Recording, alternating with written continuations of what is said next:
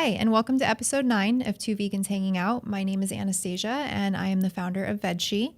Today, we have a special guest, author and animal rights advocate, Christopher Locke. Christopher Locke is the author of the Enlightenment Adventures series. Thank you so much, Christopher, for being here with us today. I want to know, do you say everyone's special? Or did I just get that? Because you said special guest. I'm starting to think that it might be the way I introduce everyone. Okay, all right. At least we acknowledge that. Yeah, get that out of the way. But I'm now going to watch all the other episodes and be like, she didn't say special that time. That's right. So, it could be just you. Now I'm going to have to change what I say moving forward. okay. Extraordinary. Yep. Okay. Exceptional. So since we're talking about veganism and that's the main focus of the podcast, do you want to tell us a little bit about how long you've been vegan and what inspired that change for you? Yeah, of course. So in 2004, I actually first went vegetarian. Okay. And then so I read this book called Fast Food Nation. Have you heard of that? I haven't, no. So it was kind of all the rage back then, where it was mostly actually about how people who are undocumented workers work in like slaughterhouses and how they're mistreated, and then people work in the fast food industry. It's just terrible how they're mistreated. So, but then it kind of hits on every now and then that concept of animals and what they go through, and but it wasn't enough for me. So I started doing other research and was like, oh my gosh, this is awful. Like, it just broke my heart. And I had always felt a little guilty, but I was one of those people who would almost play devil's advocate with that concept of people eating animals or something, and then I would like defend the animals, and then I was like still eating them. So anyway, I finally just did enough research and was just like, I'm done. Like, I don't want everyone to hurt another animal again. But initially, I didn't realize that going vegetarian wasn't far enough in terms of like you're still harming all kinds of animals. So then I did research, and then I became vegan over the next few years. So that was 2007, where I was like officially like, I am a vegan hero, I'm done. And so then that's like 16 years. Wow. And it's the best decision of my life. That's great. Yeah. Yeah, I had a similar journey in that I started out as vegetarian, and it took a friend of mine who's vegan to like kind of tap me on the shoulder and say, hey, I think it's great that you've gone vegetarian, but did you know that you're still, contributing to the animal agriculture industry by consuming eggs and dairy? And so I started doing research, and then I saw the Earthlings film, and that was that for me. That was kind of all I needed. I've still not seen that. You don't need to. Because it's funny because people ask me and they're like, oh, you should see it. And I'm like, I'm sold. Like, I don't need to watch other animals be like just tortured and murdered. Like, I got it. Right. And I think there's some people that they feel this need to like know all of the materials out there. And it's a very effective film for some people that works for them. But it hurts me too much to watch animals, being tortured and murdered. So I don't feel the need to be one of those people that's like, well, I need to finish the canon of vegan stuff. It's interesting you mentioned about that concept of like the vegetarian and then having the vegan kind of, encourage you. Because that did also happen to me. I started surrounding myself with people who were, vegan, and I was mostly vegan, but then there was like, I'd see like an ice cream place, and I was like, I like ice cream. Oh, no. And so then I would still do things like that. And I was like, oh, but I'm vegan at home. And I do think there's this concept of like low-hanging fruit that like if people aren't in any way open to it at all, like you could tell them everything and it just won't, connect. But there's people out there that they already get it. So giving them that extra little push, I think those are people that, at least for us that are vegans, probably better to reach out to and connect with. Sure. Still not like attack them, but just encourage them, because they are open to it and they just need to know the full story. Sure. That makes sense. Yeah, it is interesting the number of people I've come across who seem like they would be receptive. People are like, oh gosh, I just love animals. I'm such an animal lover. And it's usually like the person who like fosters dogs and like, I don't know, I hate to put everyone in a little box, but there's a type, right? And then when you have the conversation about food, a lot of times they immediately become really defensive, and you're like, oh, I see. Okay, so we love domesticated animals. Let's not talk about the other ones. And so I usually have to tread really lightly. And just speaking about sort of like the graphic films or like videos, I find that I would rather expose people to really good food than frighten them with really scary videos, because that also seems to trigger sort of an aggressive response from people, because it's almost like once they see it happening, they become defensive and it becomes this, well, I'm not doing that. That I didn't know that was happening. Or, I think it's a little more, I think it starts more arguments than like just feeding somebody vegan lasagna would. Well, see, I'm like a Clockwork Orange. Like I force people into a chair, hold their eyeballs open, and make them watch Earthlings on a loop. Totally. Is that wrong? Because if it's wrong, I don't want to know. Right. No, I 100% agree. I do think that. So I think there's this feeling when you're first vegan and you're like an animal activist vegan that everyone needs to know the truth. Right. Which I get because I felt that way too. And so then like everyone I knew, I could feel myself proselytizing. And then at some point I realized like, wait, like I don't know if that's the best method. Right. And so I agree, over the years I adjusted. And now I'll see those new, very aggressive vegans and I'll be like, I feel like you're pushing more people away than you're helping. Sure. But there's so many methods. Sometimes it does work because for some people, they need to be shook to get something. So, everyone has their different methods, but just personally, at least now, like what I try to do is be kinder and gentler. And like, I have people that are not vegan, but they're friends, and they'll go to a vegan restaurant and be like, this is amazing food. Yeah. And then they'll tell me, oh, guess where I went, and I'll be like, oh, where? And they're like, and it feels so good because that next meal they had, now they didn't harm an animal and they love it. So, slowly but surely you're kind of planting those seeds. Yeah, definitely. I think that's great. And I think one thing that doesn't get talked about enough is the challenges that people face when they first go vegan. Do you want to tell us a little bit about if you had encountered that? Yeah, I think one of the hardest things is that concept of you're like, now I know. So as long as everybody just now knows, they'll all go vegan. Right. And so people that you love, like family and friends, there's this feeling of like, okay, good, I'm just going to tell them the animals are harmed. And everybody has their, methods of how they're going to learn. Some people are more receptive, and it can really fracture relationships if you push so hard and then you get disappointed and upset. Right. But it also depends on, like, let's say they go hunting or something. So, like, it depends on how active they are. And, you just have to figure out where you're going to draw the line. Sure. But it was certainly difficult for me in the beginning. I had friends who I'm not friends with anymore. And not because I, like, did anything where I was like, why are you murdering him? Right. They could tell I was just becoming more and more of an active animal activist, and they got just turned off by it. Sure. Like, oh, you changed or whatever. Even if I'm not really talking about it, I think it was that defensiveness. Like, I really think it was more them maybe in their head thinking, oh, like, I feel bad about it, and he just knowing him makes me feel bad. But it was painful to lose those friends. Sure. So what I did was I then actively went out to make vegan friends. Like, and it's kind of sounds sad, but I was like, will you be my friend? Are you vegan? But I was like, I need to surround myself with people who get it. Right. Because I did not have any even vegetarian friends. And so I felt isolated.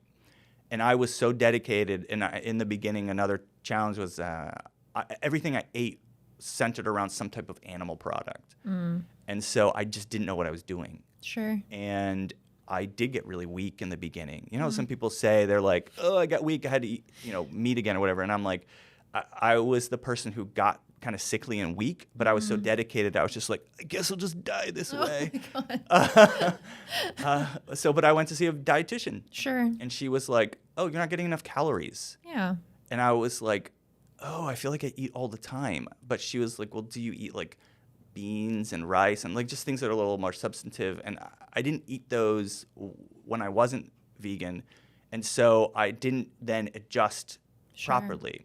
So I had to start doing research on like, okay, well, what do you do that fills you up more? And then getting a cookbook, like changed everything. Yeah. And it was so silly because there were things that I was like, of course this is the way to adjust this, to make it vegan. Right. But when I was, I love cooking, but I'm not necessarily a creative chef. And so I just didn't think of these things. And then I went through all these, burritos and a veggie burger and just all these things. And I was like, oh, well, of course I'll have this instead. Yeah. So, but it really helped. That makes sense. Yeah. I think it's great that you, instead of just giving up, which I think people like to do when things get difficult, they're like, this is hard, I don't want to do it anymore, that you stuck to like your why and tried to determine how, even if it meant you had to ask for help. And I think that's really important, and it totally makes sense to me.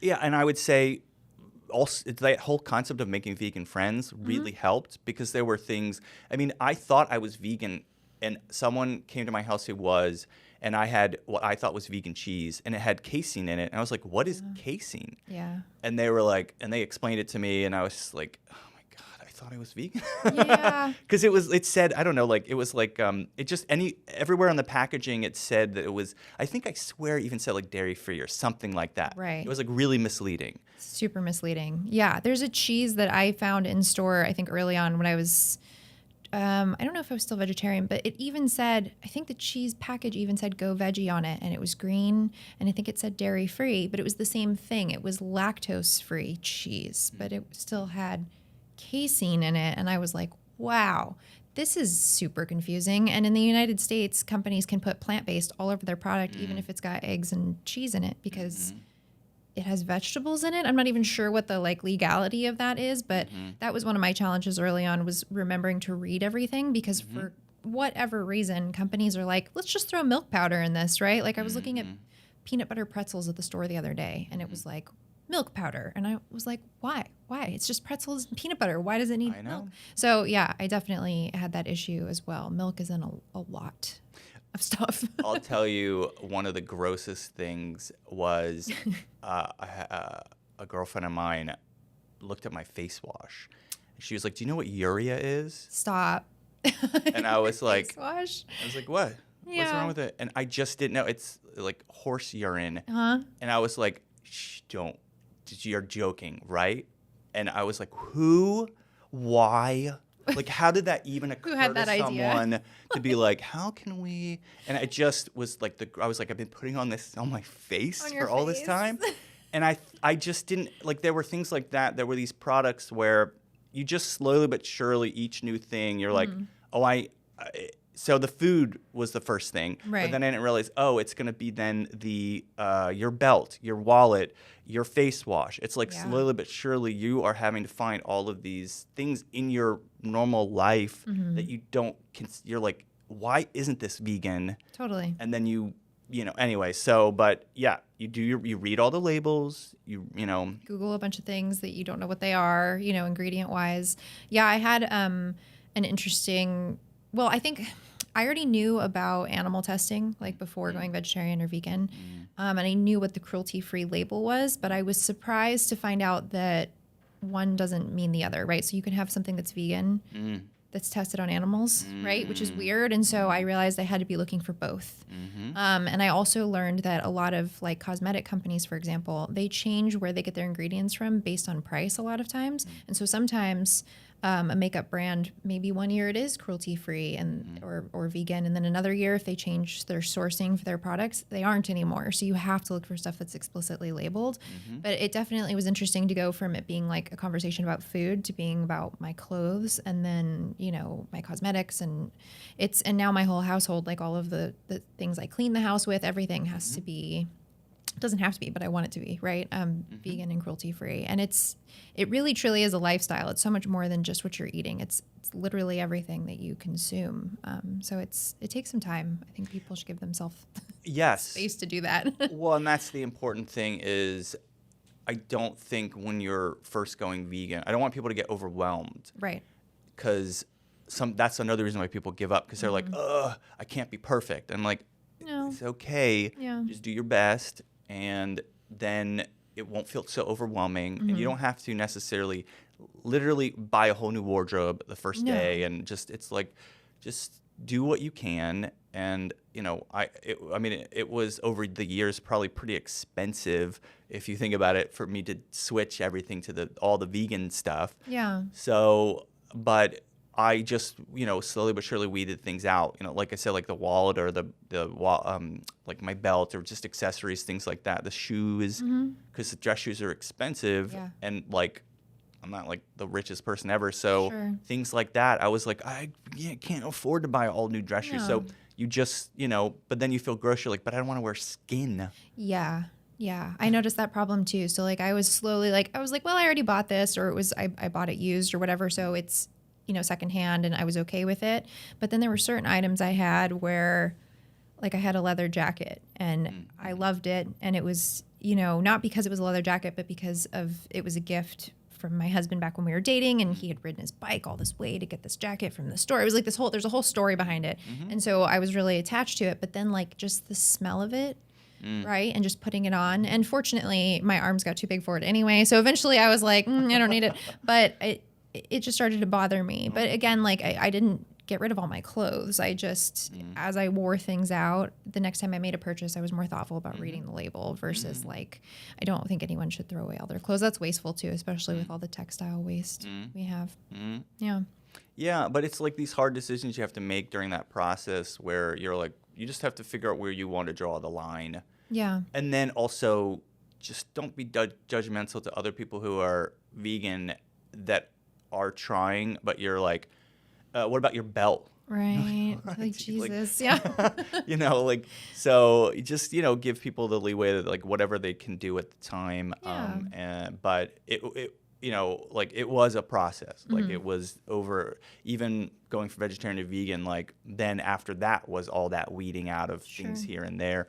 And there's some things that you cannot avoid. Like there's weird things like tires on your car or whatever, and that just have animal products, and you're like, what am I going to do? Not have tires? Right. It's like you just do everything you can, and then you just realize that our world is like based around using animals for whatever purpose humans think that we can, and just try your best. Yep.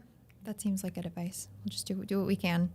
So I know that you've been able to incorporate some of your animal rights activism into the work that you do as an author. Do you want to tell us a little bit about your book series and what that's been like for you? Yeah. So when I've been a writer since I was a kid, and so when I went vegan, I knew from the beginning that because we try out different ways of activism, and so for me, I did like outreach where like you go on the street and like you just have pamphlets and all that. I did all that stuff, but deep down I was like, but I really think writing something that inspires people to care about animal rights is going to be my form of activism. Yeah. But I had to have a story, so it took years to develop it. But yeah, so the basic concept is it's a group of animals led by Persimmon the raccoon, and they find out how humans are mistreating other animals in places like circuses and fur farms, and they go on an adventure to save animals from humans. So that's the kind of the general concept. And what I liked about that was everywhere they go, let's say like a fur farm, you'll meet the animals in those places. And it's not as much telling as showing, where you are in the cage with the minks and you get to know them and you see how they suffer. And so you are, as a reader, going, get out of there. I want them to be saved. Right. And then you know that Persimmon and her team are hopefully coming and eventually going to try to rescue them. So then it's cathartic when they finally get there, and the rescue missions don't all go perfectly because I didn't want it to be unrealistic. Sure. But I also wanted as a reader for it to be cathartic in that moment. And I know as a writer where I was just like, gotta save those minks. Right. And it felt so good because I did a lot of research for the books. Yeah. And my God, it was so heartbreaking. I mean, just sure. all the footage, and I talked to people who are like undercover investigators, and I just I teared up and cried sometimes doing the research, but then also writing because I got really attached to these characters, and then I was like, I'm like their worst person to them because I'm putting them through hell, but to prove a point, Right. and and I didn't want to hold back on some of the more brutal aspects of what they go through because I didn't want to water it down. Right. So like I love like Charlotte's Web is Yeah. just such a great story, but that is not what pigs go through. It's it's just that's even whatever you're like, oh no, they're gonna kill him, and you're like, but his entire life he's tortured and miserable. Right. So I was like, I know from the beginning, I was like, I'm going to be honest Sure. about what they're going through. But then hopefully the rescue mission lightens things a bit. And then I try to have some humor with the characters and stuff. So I try to balance a little bit, but they're certainly not comedies. But I mean, I'm working on the third book. So there's two. The first one's Persimmon Takes on Humanity, and then Vincent and the Dissidents. And then I'm working on the third one, but it's taking me a while because I have to wrap up all the storylines, and I'm just like a little overwhelmed by like, oh my God, like I created this whole world and all these stories, and I'm just like, all right, I want to get this right. I'm gonna take my time. Sure. Because I have people sometimes who are like, all right, it's been a few years. And I'm like, thank you. And I'm sorry. And I swear I'm trying. Yeah. But I also have like a full-time job. And so, Right.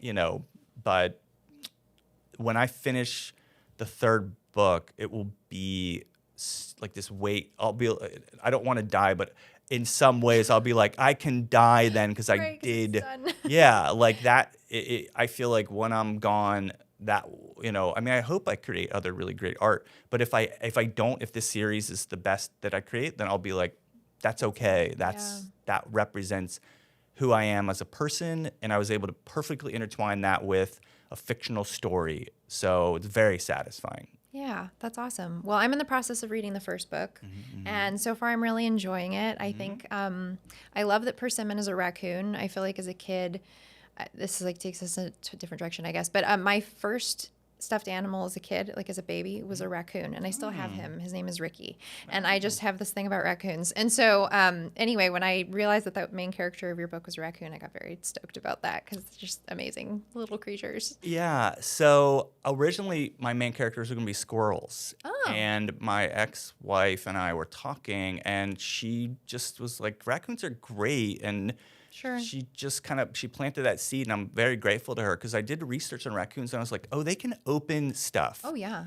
So like my characters need to rescue the animals and open cages and unlock stuff, and I was like, Hard oh for my squirrels. God, like, huh? That'd be hard for squirrels. Well, yeah, I mean, and they are clever little creatures, but like raccoons are like super smart, and they're known for being mischievous, and just it worked out so perfectly, and it's just interesting how it changed then. Like it felt like it was a little more possible, Yeah. like what they were capable of. It's not like Persimmon's gonna like get a car Right. and like drive it. So I'm trying to be realistic to a degree. Sure. Clearly, there's not a group of animals, although wouldn't that be great, that are literally doing this. But although I don't know, sometimes you see videos of like animals rescuing other Rescuing other animals, animals, and does I'm happen. I'm always like, they're part of the Enlightenment Adventures. But yeah, so she planted that seed, and then I just fell in love with raccoons too. Yeah. They are such fun. Sometimes you shouldn't have raccoons as pets. No. Right. But there's some people who like do wildlife rescue. Yeah. And so then they'll have them as pets, but it's so fun to watch them. Yeah. They're just so silly, and like they just do like the most like mischievous little things, and you're like, you are such a little scamp. Yeah, they're funny. Yeah, so I learned to really love them too. Yeah. And when people call them trash pandas, I'm like, don't you? You don't like that? It's Persimmon is not a trash panda. Aw. She's a sophisticated raccoon. Right. Aw. So yeah, I don't know. I'm very like protective of them now. Like I Sure. really like raccoons too. That makes sense. Yeah, love them. So for the second book, I know you were talking, it's Vincent, right? Is Vincent a ferret? He's a mink. Oh, he's a mink. I was kind of hoping that he was inspired by your ferret. I know. I had a ferret growing Yeah, up. yeah. So they're illegal, I think, I still know. in Yeah, California, right? California. Yeah. So I grew up in Virginia. No worries. No, don't arrest me. But yeah, we had 2 ferrets, and you're gonna make fun of me. His name was Ferret Guy. Amazing. I'm better at naming my characters in my books. Sure. Persimmon, Durpogue, Scraps. But as a child, I was like, he's a ferret and he's a guy, and that's his name. Ferret guy, yeah. But anyway, he was the sweetest little guy in the world. Aw. I mean, he had just had such a great demeanor. Yeah. You know, like Kermit the Frog is like just gentle and sweet. Like Ferret Guy was my little guy. And he lived a very long time. Like the vet was like, I've never seen a ferret live this long. Wow. But he was just, yeah. But I will say there's that little bit because they're in that same kind of, they feel like weasels and, you know. That's what I was thinking. Yeah. But Yeah. minks are, they're a little more violent. Like Okay. they're not like, talk about not having an animal as a pet. Like, they're like, they'll bite you and like I don't think Okay. you can domesticate them as easily, which works really well for Vincent. Okay. Because he does not like humans for good reason. Sure. He was very poorly mistreated in the fur farm. But yeah, so by the second book, he becomes a much bigger character. Okay. And originally, I was going to have a different character be an antagonist. But when I got to know Vincent as I wrote him, I was like, oh no, because I'm a very honest person, but he lies and he's conniving and he'll do whatever he can to get what he wants. And writing that type of character is really fun. Yeah. Because again, like things he does, I'm like, oh, that's not cool. You shouldn't do that. Right. So it's really fun to write him and to have Persimmon, who I put on this pedestal as being like this hero who risks her life, like every time she's out there to rescue an animal, risks her life. To have then this antagonist who's also trying to do the same, save animals from humans, but he'll do whatever. He doesn't care about hurting humans or whatever. Meanwhile, Persimmon's like, we can't hurt humans. And then I'm like, but it's kind of fun to like, you know, think about hurting humans too. Right. So then I get to kind of play both sides Yeah. of, you know, that because it's as animal activists, I think we all, like I said, we all have different ways of doing activism. So then I actually get to play that out with the story. Sure.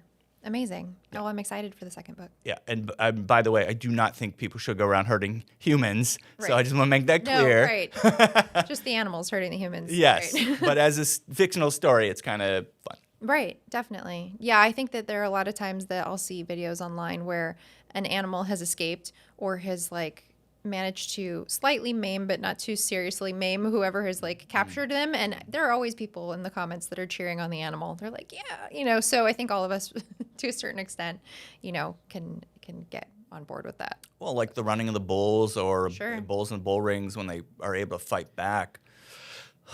This animal is being tortured. Sure. And in that moment, to see them go, not today. Right. Yeah.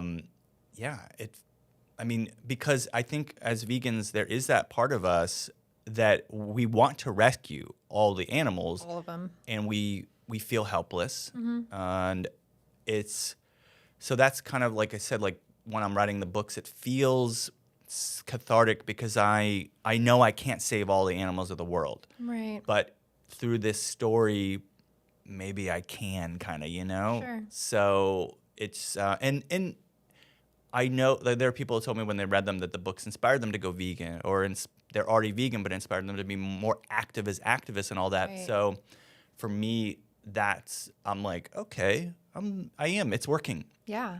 That's So amazing. yeah, but yeah, and I can't watch all that stuff because it just hurts. Too much. Yeah. Sure.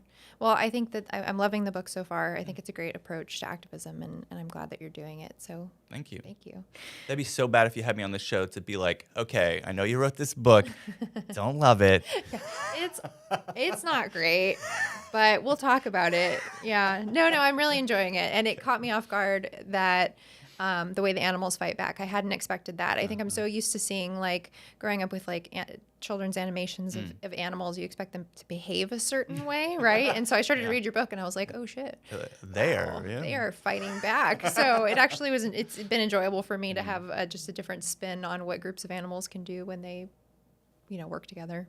So. Yeah, and that's why it's young adult the series. It's not a children's No, book. no. I have sometimes people, like, I'll be at an event and they'll be like, my kid's 8. And I'll be like, okay, there's some violence in here. I'm like, he's like mature. And I'm like, but I mean, all right, give me your money. Gonna But learn something like real quick. Yeah. Yeah. How funny. Amazing. So I know earlier we were talking about some of the challenges you faced with going vegan, and I think you're specifically talking about feeding yourself. So I imagine that you've, figured that out at this point. Do you have a favorite recipe, maybe one that we can share with everyone yeah, so you like? something that changed my life was homemade cashew cheese. Oh, okay. There's amazing vegan cheeses out there, but it can get a little costly. Sure. And I have this book. It's a cookbook, Julie Hassan, Okay. and it's called Vegan Pizza. And I saw in the beginning it was like these different cashew cheeses that you can make, and I was like, I don't know, that seems like a lot of work, but I just was like, let me try it. Sure. And it's delicious. There's a white cheddar one, which I don't really make as much, and then there's the cheddar one. Like, Okay. yeah, and it's so good. And I use it for like burritos, nachos. Nice. I even put it on my pizza. It's just like anytime I've made it for anyone, they love it. Non-vegans, whomever. Right. And I'm like, I didn't make the recipe, Right. but it made it so, and then it kind of opened me up to being like, oh, what else can I make at home? Sure. Now I'm not like level 5 vegan where like I make my own seitan or like whatever, all that I am. stuff. Oh, you make your own? Yeah. Is it hard? It feels It's hard. not hard. No, it's pretty straightforward. It's almost like it's actually almost like making bread. You have to like knead it and everything. It's interesting. I can send you a recipe, but I haven't done it in a while. But yeah, it's worth trying at least once. Wait, so here's the things I can't do. Recipes were like, do this, wait 7 hours, and then do more stuff. Right. It's not so much that. I think the amount of time that it spends in the pot, it's not 7 hours, but it does take at least 2, I would think, probably. It's a little bit of a commitment, but it simmers on its own where you don't need to like, it's not hands-on. You just have to set a timer. You could do it. I'm sure I could. There's certain things that I think you can make like homemade like tempeh too. Like, have you done that? I haven't, because it wasn't until recently that I started having an appreciation for tempeh. And I started buying the Light Life. It's like a tempeh bacon, and Yeah. I got attached to that. But prior to that, anyway, it had been prepared for me. I was just not having it. Now it's somehow grown on me, which is weird. So no, I haven't tried to make it myself. That would really be a process because it's fermented soybeans, right? I mean, that would take time. That's why, yeah. That seems like a bit of a commitment. buy in the store. Yeah, definitely just buy that one. But seitan you can definitely do, and it's so protein dense, it's crazy. But cashew cheese, I think it's amazing that you're making that because Yeah, it changed everything. I mean, you got to have a high-speed blender because you yeah. need it to like, which I do, but that's the key because you want it to be like pureed. You don't want little pieces of cashews in your cheese, but I don't know, maybe you do. Unless you but, do. I mean, the weirdos do. Yeah. But Textured. it kind of helped open me up to like feeling like I don't know, like ownership over my veganism, doing stuff like that. Yeah. And I do, like, I have a homemade pizza I make that I love, and so I do try to do things like that. Nice. But I also think one of the things about veganism that I used to have a much more strict diet in the sense of like I didn't eat Indian food and I don't know, Mediterranean or whatever. Like I just didn't try things as much. But when I went vegan, people were always like, "Oh, it's restrictive," and and I was like, I eat more cuisines than I've ever eaten in my life since I went vegan. Yeah. And so it was like cool to use that as an opportunity to explore. It made it fun. So that's what I would say if you go vegan, think about it that way. Like, oh, this is fun. I get to try all these things. And I mean, we're lucky. We live in Los Angeles. Yeah. So we have amazing vegan restaurants. Yep. But like I said, if you get a cookbook, you probably should be able to. I can't imagine there's like ingredients that like at least in the U.S. that would be hard to come by. Right. So Agreed. I feel like if nothing else, you can make vegan recipes at home that are delicious. But there are certain cities in the U.S. that are easier than others to Sure. go out to eat. So like New York City, I just went to Seattle recently, which was Oh, awesome. Yeah. I've heard Austin's veg friendly. Very friendly. Yeah. So, but yeah, if you need to just eat at home vegan, then, but I mean, I love trying new recipes. Like it's fun for me when I, because I have all these cookbooks, like I'll be like, I haven't made this one yet. Yeah. Let's give it a go. And some are more time consuming. So I'll be like, okay, I'm getting one of those Right. this time and I won't make another one for a little while. Because the worst is if you try a new recipe and then you're like, I know I don't like couscous. Yeah. Why did I? Why did I make something with couscous? Right. It's terrible. Nothing against people that like it, but Right. nope. Not for you. Quinoa, nope. Yeah. Yeah. Quinoa is just really hard to control. I feel like anytime I put it onto a plate, it tries to bounce away. And I'm just like, how am I supposed to get this from the spoon and the plate into my Right. mouth without it like running away? It's Right. challenging. I feel like it's a challenging food to eat. I don't want my food to run away. That's why I went vegan. Right, I that's want it to just be on my plate.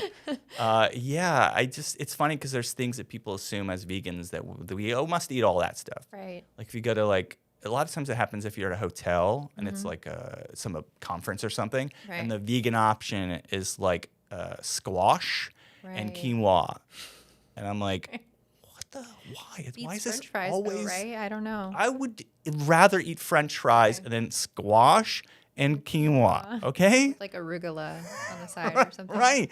It's Yeah. always that crap. And I'm like, we don't eat this. I mean, maybe some people do, but like, come on, be creative. Right. Like, it's just they think that like I guess it's good to be healthy, but I think they assume that just because we're vegan, like we have to eat then like the healthiest grain Option. on the It's Right. like, just give me like a plant-based chicken, Right. like I'm good. And by the way, Gardein has a new like plant-based chicken patty that's like Oh. has like a breading on it. Oh, nice. It's so good. I don't know if you eat the plant-based stuff. Oh, yeah. Okay, you gotta have this one. It's so good. I'll have to check it out. Yeah. I love their products. There's a lot of like the plant-based chicken patties coming out, like the breaded ones. Like Notco just released one, and that one's pretty good. It seems to be very trendy, the chicken patty thing. I don't know. Yeah. A big nugget, I guess, and people like that. I don't know. Well, I'm into it. Gardein already had chicken patties. Yeah, yeah. But yeah, it's like a new packaging and everything. I was just like, whoa, let me try that. Cool. Yeah, chicken's one of those things that people just love. Isn't that funny? We need to have alternatives that are as delicious to people as the animal. Right. And they've done a really good job. Like anytime I've given people these alternatives, like they're good, they're delicious, and I don't have people go, it didn't taste good. They might say, oh, it doesn't taste like chicken exactly or something. good. But I'm like, did you enjoy it? Right. And I think that's the problem. It's this thing, like sometimes people are like, why do you have, like something called chicken or steak or whatever? Or milk, right? Or whatever, yeah. And I'm like, well, we did like some of those flavors, so, it makes it easier to transition, but also it's not necessarily going to exactly replicate it. No. So just go into it, does this taste good? And yeah, Yeah. it's delicious. Take like the expectation out of it and just try it as something new versus comparing it to what you're used to. And I don't even remember. I mean, as I said, it's been like almost 2 decades. Yeah. I can't tell you what any of the animals taste like anymore. Right. But to me, I'm like, this is like, It tastes good. I feel it tastes good. And sometimes I'm like, I swear this is what it tasted like. But Right. I'm terrible about that. I've had a couple of times where I've recommended something to someone and I'm like, I think this is what bacon used to taste like. And then they eat it and they're like, this is most definitely not what bacon tastes like, but this tastes good, but it's way off. And I'm like, yeah, I'm not a good judge of what it used to taste like. And it hasn't even been nearly as many years for me. And I've already forgotten. Yeah, bacon's another one. It's like people just can't let it go.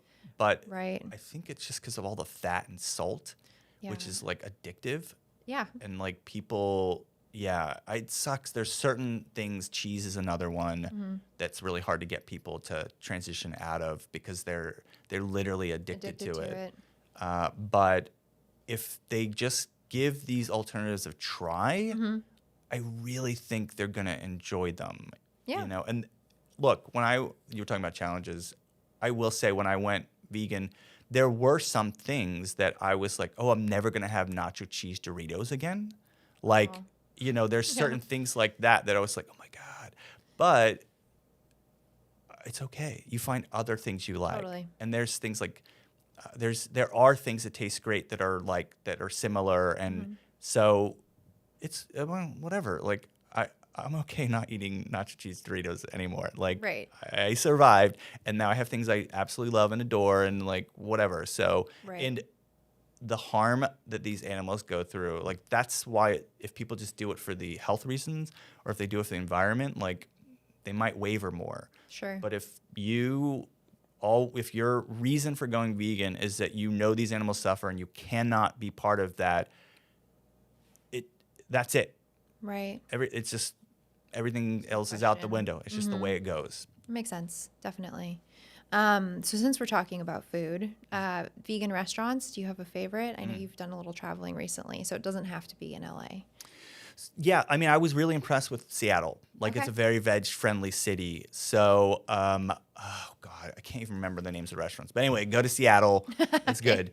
But LA, Pure Vita is an Italian restaurant, and it's vegan. And it's one of those that I love taking non-vegans to because I'm just like, they're going to love it. Like, Right. it's going to be good. And then I love Veggie Grill if you'd like for fast food stuff. Yeah. So Veggie Grill and Plant Power fast food Nice. are good.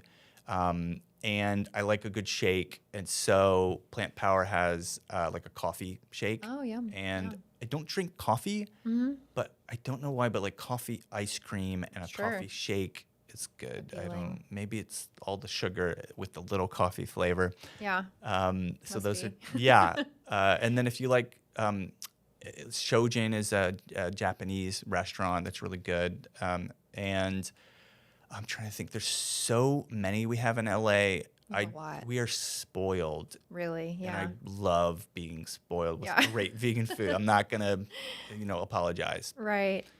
So in different types of cuisine, that's the fun thing.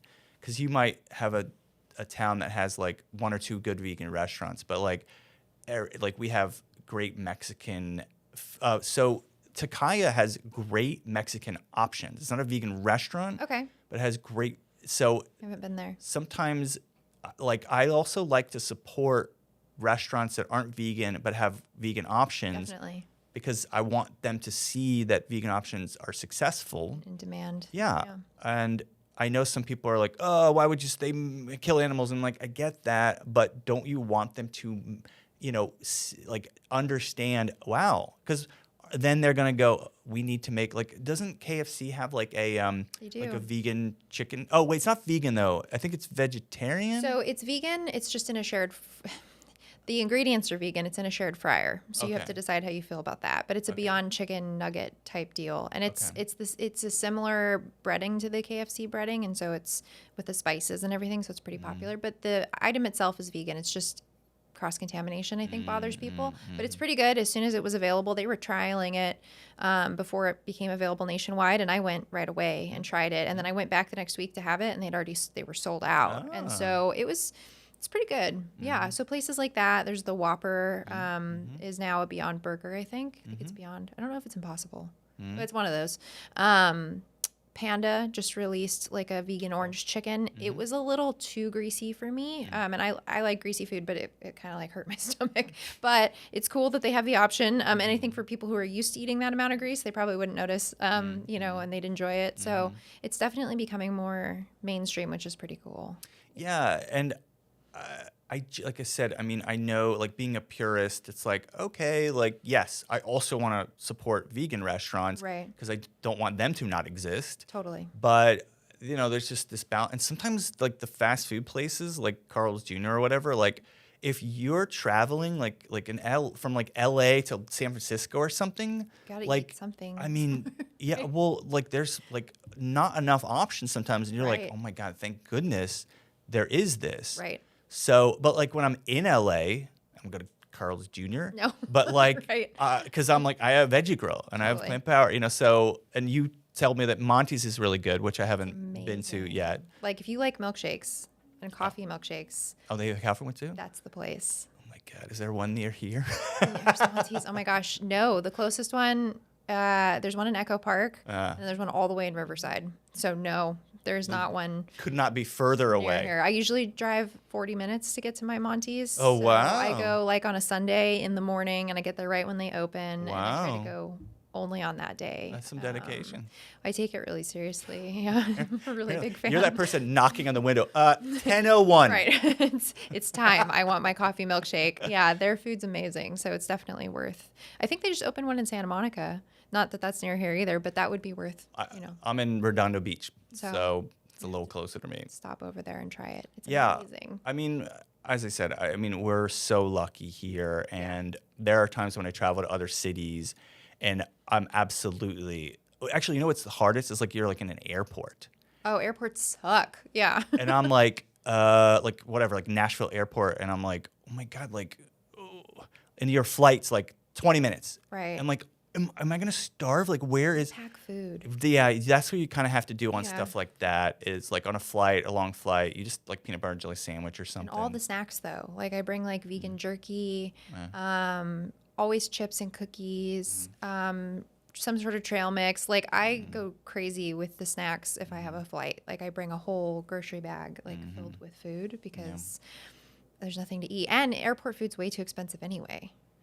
Like it's stupid how much they charge for the stuff that they sell, and it sucks. You know, because you're a captive audience, and they're like, "Where are you gonna go?" yeah, you're gonna starve if you don't buy this $20 turkey sandwich. So Right. it's nasty. So yeah, I usually pack for that. But you're right, it's tough if you're not in the city. Yeah, there's things to adjust. I mean, that's why like I'm like, if people are trying to go vegan, like I'm like, just talk to me. Like I will be honest Sure. about the things that are harder, and like I'm not gonna try to oversell. No. That it's like suddenly everything's great in life. Like there are adjustments that we still make Yeah. after all this time, but now we've learned how to overcome them. But yeah, Right. traveling sometimes can be difficult. Sometimes going to international travel, if you don't speak the language, can be tough. I know once I was in Brazil and there was just a language barrier, and I got like spaghetti with tomato sauce. But what they had done is they had like, I guess it was meatball sauce. Oh. And they had picked the bigger pieces of meatballs out. Oh, no. And as I was eating, I was like, what are these little chewy things? No. Yeah. And I was so like, gross. oh my God. They And tried to so, take the meat out. yeah. And I was like, it sucks because like when you go vegan, you're like, oh, I'm dedicated. You want to think in your head, you're like, I've never eaten an animal in the last whatever. So it's just stuff like that where you're like, I tried. It does happen, But- on accident. Yeah, especially if like stuff like that, like even if there wasn't a language barrier, sometimes people, like if it's a non-vegan restaurant, like they try to be tricky like that. Right. Or they don't ask. Yeah. So like you get like minestrone soup or whatever, Right. Veggie soup, and you're like, is there chicken stock in this? Nope. Can you just double check? Are you sure? Yeah. Yeah, no, don't worry. And you're like, Right. okay, I don't want Eat this. Right. Yeah. 'cause they don't know, and sometimes they don't want to waste the don't time care. to ask. Yeah. Yeah, I find that frustrating. I think it's easier for me with dairy because I'm lactose intolerant, so I can just say it's a food allergy, right? So like I ordered a Beyond Burger with nothing on it because it was not a vegan restaurant, and I was like, I'll just do ketchup and mustard on my own, and they put a slice of cheddar cheese on it, and I was like, your chef don't just pull the cheese off. Like, please, like, can you make me another one? And she was like, well, is it an allergy? And I said, yes, it's Yeah. an allergy. Because like, and you have to like read your audience too. So like when I go out to Phoenix to take care of my grandma, that is not, there are some great places in Phoenix, but just in the outlying cities, they don't give a fuck if I'm vegan. And usually when I say it, they're like, what do you mean? Like, what can you have? And it becomes very confusing. So I'm like, I'm allergic to it. Like that's the only way I can get around it because there's just zero either respect or understanding for it. And it sucks. And so I have to lie. It's not really, I mean, it would mess up my stomach, but it's not technically an allergy. I think lying is great. Yeah. in So that context. if I have an excuse to lie, I can't wait. Right. But yeah, I've been to Phoenix, and it actually does have surprisingly like Some cool places. some Yeah. good options. So there's some cities like that where it's surprising. And Mm-hmm. Happy Cow is a great app to get it wherever you travel, internationally, wherever. Mm-hmm. It's like a really helpful app that it'll tell you all the vegan, vegetarian, veg options that are in your area. That's awesome. So that's like a really good tool. Yeah, I love Happy Cow, and I didn't know that they were international, so I'm gonna have to Oh. start using them that way because that'll be helpful. I need to be better about leaving reviews and stuff That's and adding hard. I gotta restaurants do that. because I've been places and been like, I'm so glad I found this and it wasn't in there. Right. And then I should have shared Oops. it with people to help them. I have that problem. Yeah, It's really difficult to be a contributor, like To the world. right, to the world. I can only do so much, but yeah, I can try and make the effort to contribute to Happy Cow more because I think they're doing good work. It's great, and that it's what's that collective where like we all work together, like community help or whatever the hell it is. Right. So, but I agree.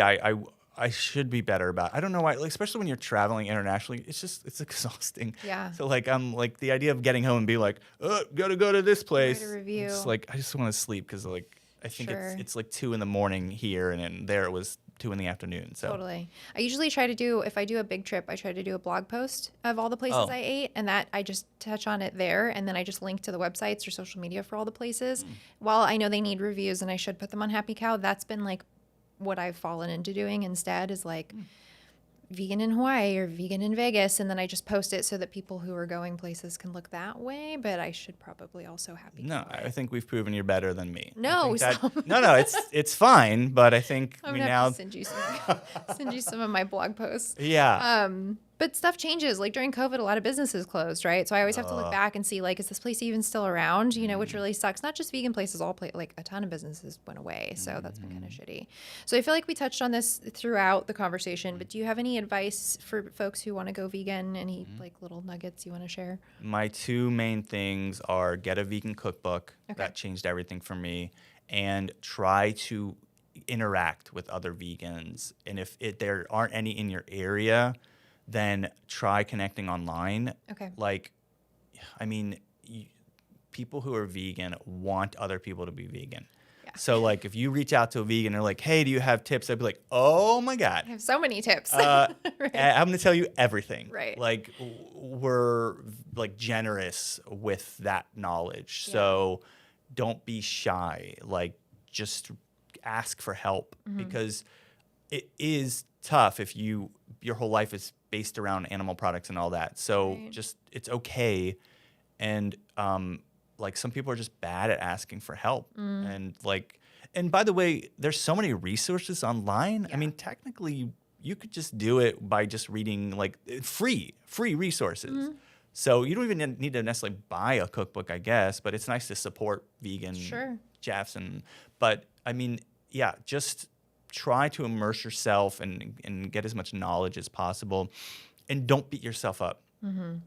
Like, like the urea thing for me or some weird casein. It's like, I wasn't like, "Ugh, I'm terrible. Right. Yeah, it's like you're like, I didn't know. And then you switch it. And then, no, and I just was like, oh, it has urea? Ooh. I got to buy more of this. This is great. Yeah, I mean, there's the weird, like the red dye, like the little bugs, that Yeah, they like the Takio beetles or or what are they whatever. called? I don't know what they're called. Right. But yeah. It's like stuff like that where you're like, what? It's weird. They can't find red dye other than crunching up these beetles, Right. Like there's nothing else in nature that's red. I That's mean, not an animal. like roses or something. They can't. Right. Roses taste good in tea. They can't just. Yeah, I mean, it's bizarre. It is weird. Yeah. I don't know. The way we've, I don't know, constructed our food system is bizarre. So I think that's excellent advice. And then I was going to ask you, and this is probably, you might want to just direct people to resources because this is a big question too. For folks who are interested in writing or publishing, any advice on that? Yeah. So I will say I work for an organization called Independent Book Publishers Association. Okay. And what I love about my job is that so I self-publish my books, and we help self-published authors who we call author publishers, because if you're doing it right, you're not doing it by yourself. And then we also help independent publishers, and it's so rewarding because I know how hard it was. So every day at my job, I'm helping other people through this process. And even though it's not related to like animal activism, I feel like I like to be helpful, and so it does feed that like side of me that wants to help people. Yeah. So we have a lot of great resources, but also like something that helps me with writing is people are afraid of that blank page. So whenever you have an idea, write it down. Like you will never have a blank page again, because throughout your life as someone who's a creative person, you come up with ideas all the time. Totally. So I have pages and pages of notes. I know I'm old school. I still write on I do too. paper. But, whatever, put it in your phone. But, like, never go, oh, remember. Write it down immediately. And then when you sit to write and you have the time, you're just writing up your notes. Yeah. You already have a story. And then the creative juices start flowing and you're just like, oh, this is, and then you just, boom, right? So that really helped me when I started doing that. And I've been doing that since I was in like high school. Amazing. I mean, I have a lot of unfinished stories that I would never write, but it just, because I would get anxiety of like, I mean, it's at like midnight, right? You're about to go to sleep and you're like, oh, you think of this great idea. Yeah. If I ever was like, oh, just write it down in the morning, I'd wake up and go, no. Oh. So just write it down, get Sure. your little flashlight. And then when it comes to like self-publishing, it's very overwhelming. There's a lot of, you are the publisher, and literally like think about all the people that are in a publisher that do all those different jobs. Right. Don't do all of them by yourself. Don't design your own cover and stuff. But like, you need to hire those people and find those people. So it can be a bit much, but there are companies that do some of that stuff for you too. Sure. So like one-stop shop where they have people on staff that will edit it and then will do the copy editing and all that stuff. Yeah.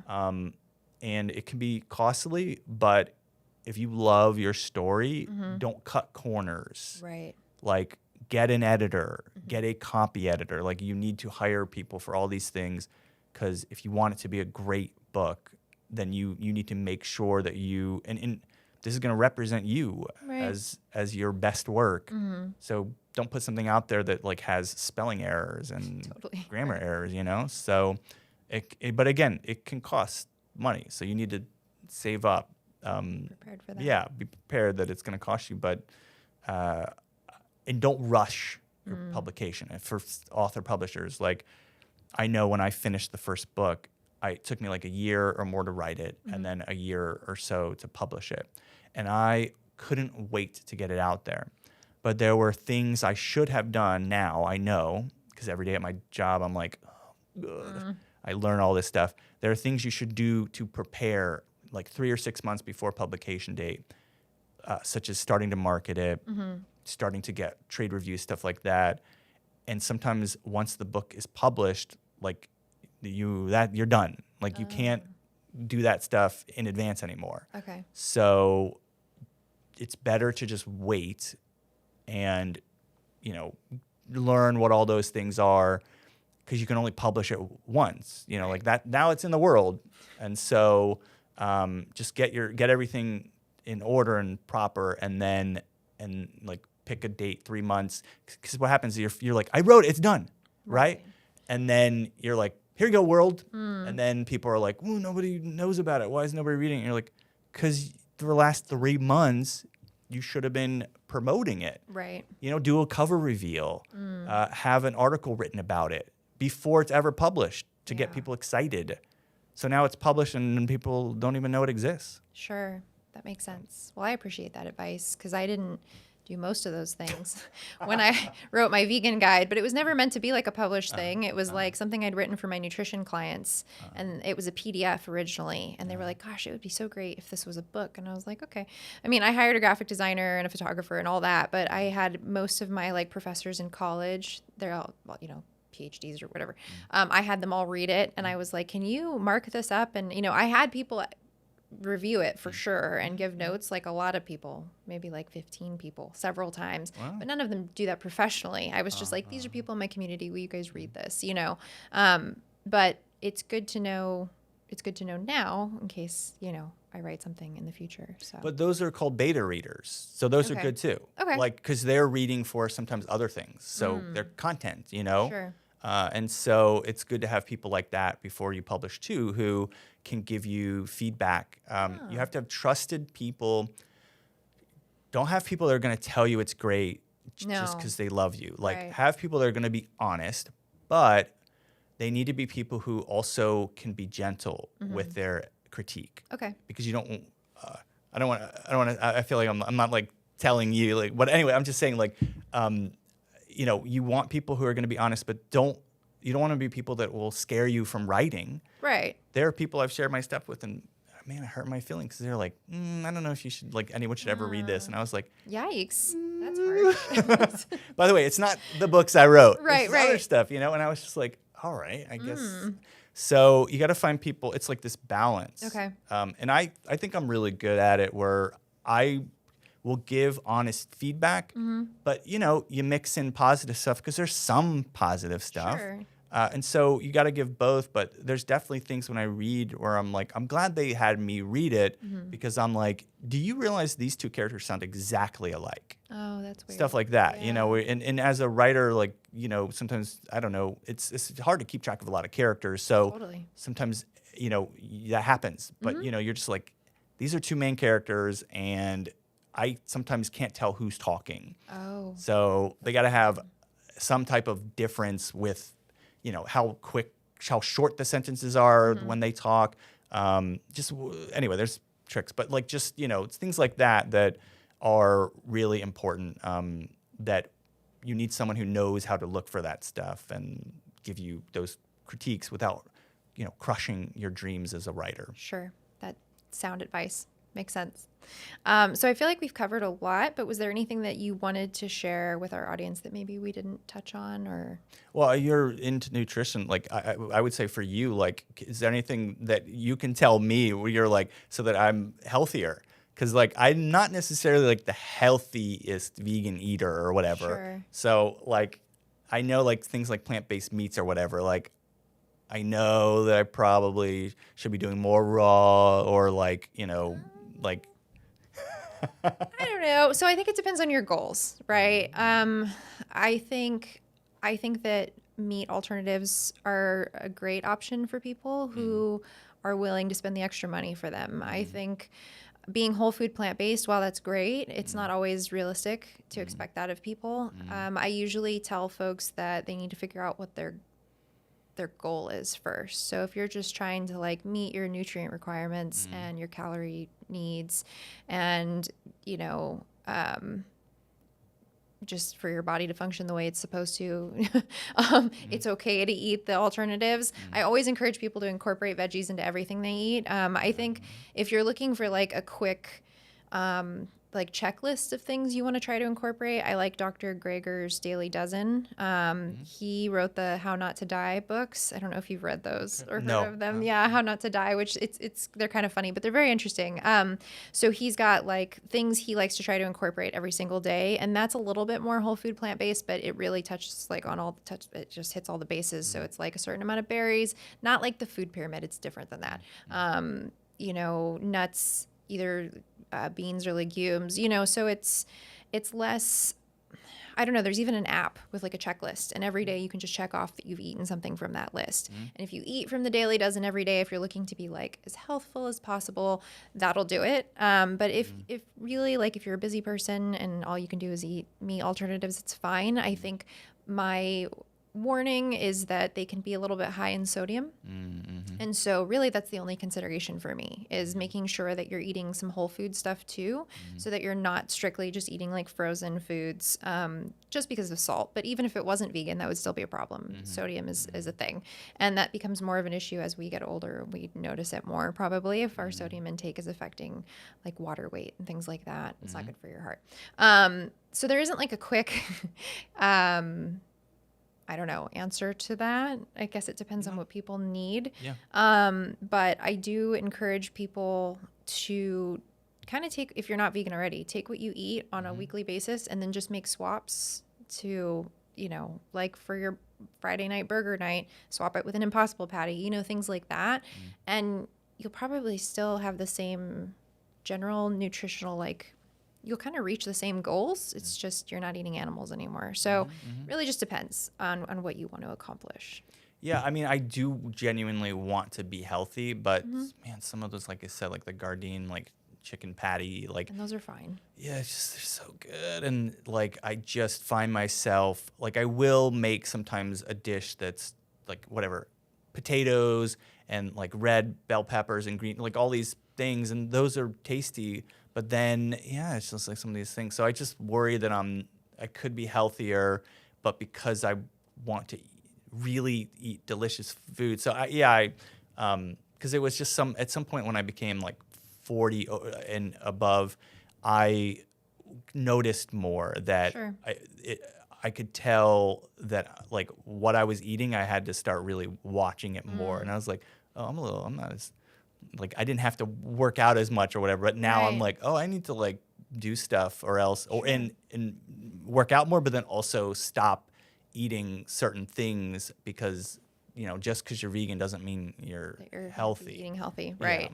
That makes sense. I feel like for me, as a person who, like a self-proclaimed foodie, I feel like there's something to be said about having balance and to find joy in cooking and in eating versus like, oh, I've got to be this perfect whole food, plant-based, take my vitamins and supplements and minerals kind of crazy person, and it's great if you can do that.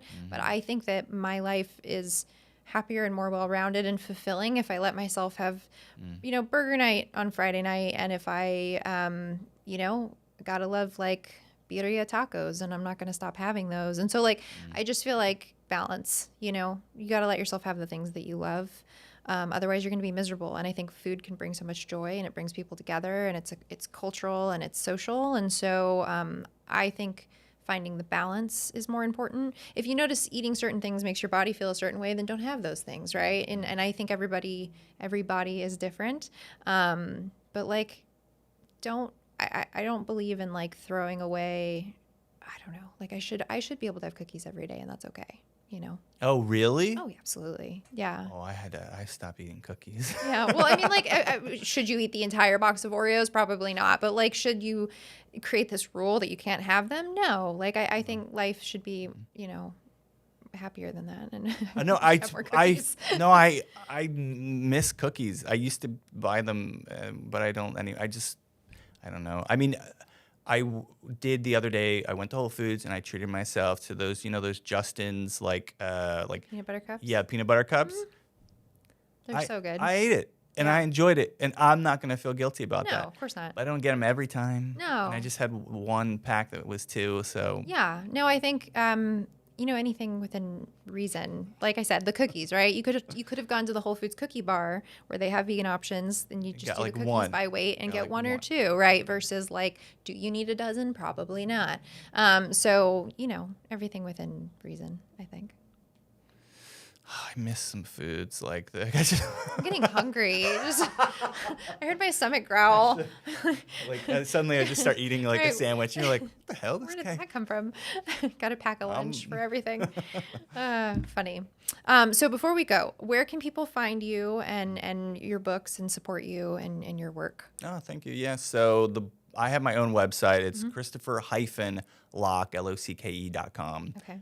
So those are my books, and you can get them really anywhere you normally buy books. Okay. So yeah, I mean, it just means the world to me when someone will write me randomly and be like, I loved your book or whatever. And someone I've never met before and probably will never meet. And, it's like, that's what you live for. Because as Yeah. a writer, if you're a performer, you're on stage and you hear people ha ha ha laugh or whatever, Right. maybe hear people crying at the same time. Wow, that's Yeah. a good performer.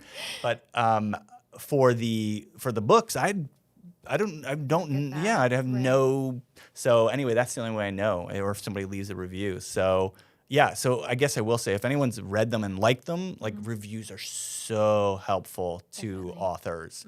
So like any site, Goodreads, Amazon, whatever you normally you see where you can leave reviews, like please do, because it really encourages other people to get them, and it helps the algorithm for your book to show up like organically, Yeah. because Amazon or whatever site will go, oh, this is a popular book, and it'll just pop it into ads and go, if you like this book, you'll like this book. Right. And that's something that until I became an artist where I had my own art in the world, I didn't realize how helpful it is to get the word out about other people's art. So I actually Definitely. now go out of my way. If I read a good book, I'll leave reviews. But even movies and songs, I will post on social media and be like, I love this. It's so good. You got to check it out. Because I want people to support. Like, art is, Yeah. people download crap for free and all kinds of stuff. So I'm the opposite. I'm like, pay them money for their Right. hard work. It's important that we have artists that are inspiring people. And so anyway, I guess that's my little soapbox. Awesome. Great. Well, I want to thank you so much for joining me for this episode, and for teaching us about, your journey and publishing and writing. I think you're the first writer we've had, so it's very interesting to learn this from you. So thank you so much for being here. Yeah, well, thank you. Thank you for doing the show and Absolutely. showing how super cool vegans are. Yeah, happy to do it. It's really easy. I don't have to try very hard. No, you just show up and you're like, We're super amazing. Cool. We're just really cool people. Cool, So. because I did just try really hard. Did you? So, the whole time I was like, oh my God, am I cool? You're definitely cool. Definitely on the top of the cool scale. Okay, Yeah. good. I'm like a 7. I'd give you a 10. Yeah. I did it. I made it. Gold star for you. Thank you. Yeah, thank you so much. And for those of you watching, thank you so much for joining us. I'm going to be putting links to all of Christopher's website and his book and all of that into the description below. We hope you enjoyed this episode, and we look forward to having you here again next month. Thanks so much, everybody.